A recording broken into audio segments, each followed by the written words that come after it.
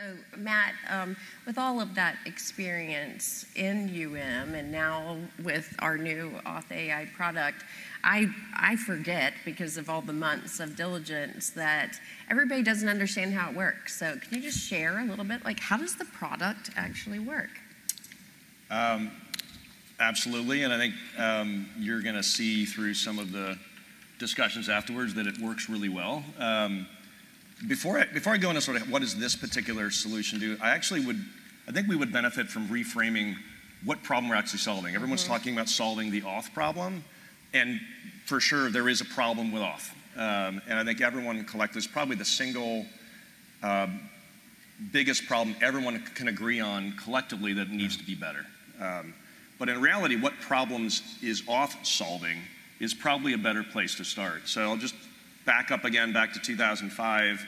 You've got a young Matt Cunningham who just came out from a pretty intense experience overseas, and an identical twin brother who's a physician, and everyone's got a story with some family member. My oldest daughter has a really rare syndrome, and spent about 4 years trying to figure out what that syndrome was after 11 surgeries, and which oculoplastic surgeon participates with TRICARE and does it often in order to do that. So I think we all sort of come to this experience like this just can't be reality, right? Yeah. So then I sat in front of this guy, Don Ryan, who happened to be the CEO of CareCore National, who had this idea, and I tend to find myself in front of visionaries who say, I've got this idea. I need some help solving it. And you can see that sort of progress over my career of the last 15 years. But his idea was, we've got this healthcare system. It's kind of this crazy scenario. And I don't come from healthcare. I'm an engineer background. I happen to be an infantry guy. And he said, look, it used to be that the healthcare system had these physicians that were at the health plan, and the chief medical officer would be able to have the medical policy, and everyone generally practiced underneath that sort of guidance, right? And yet in 2005, the system was rapidly moving to a distributed care model where there was no longer employees of the health system, yet the health plans were required to say, I got to pay for this claim. Should I pay for the claim? And everyone also said, wait, I don't know. Should I pay the claim? Is it appropriate?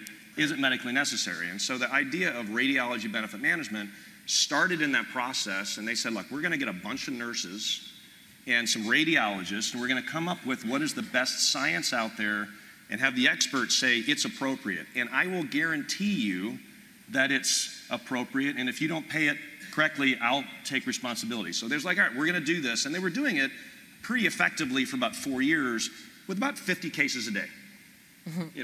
Bunch of nurses, some scratch pads, a phone call. It was working great. And then we're going to get this, in front of we had our first Blues plan. And Horizon said, I like your idea. And so I'm sitting in front of Don Ryan, and he said, I want to be able to we're going to buy a call center, and I need help actually operationalizing that. And I think the reason I say that, actually that worked. That worked really well to have a clinician talking to a clinician about what's appropriate based on understanding of science, and when they did it, they were confident they were paying for the right service. Yeah. That actually, I think, is what utilization management is supposed to do. And if you bring it back to that scenario, we're like, all right, I'll figure this out. I don't know anything about call centers. And so pretty soon, we scaled that. And in 3 years, we doubled every month with United Healthcare, and people like Scott Walker and I helped do Alabama. So the industry said, yeah, that worked. Let's do more of it. And over the course of the 15 years, we went from nurses and clinicians talking to clinicians about patient scenarios to a system, again, operationalizing the system to say, did they run the system? And if they ran the system, then I will ensure there's a claims payment. And if you fast forward 15 years, there's this other problem, like, whoa, no longer are we answering that same question, is it medically necessary, from a human perspective. And that's the problem that I think we're now in a position to solve.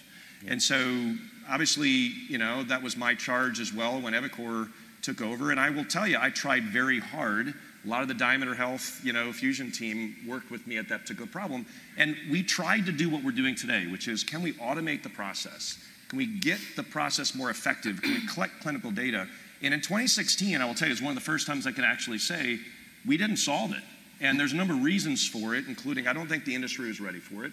The technology wasn't ready for it. The systems weren't ready to talk about it. And the business model wasn't there to solve for it.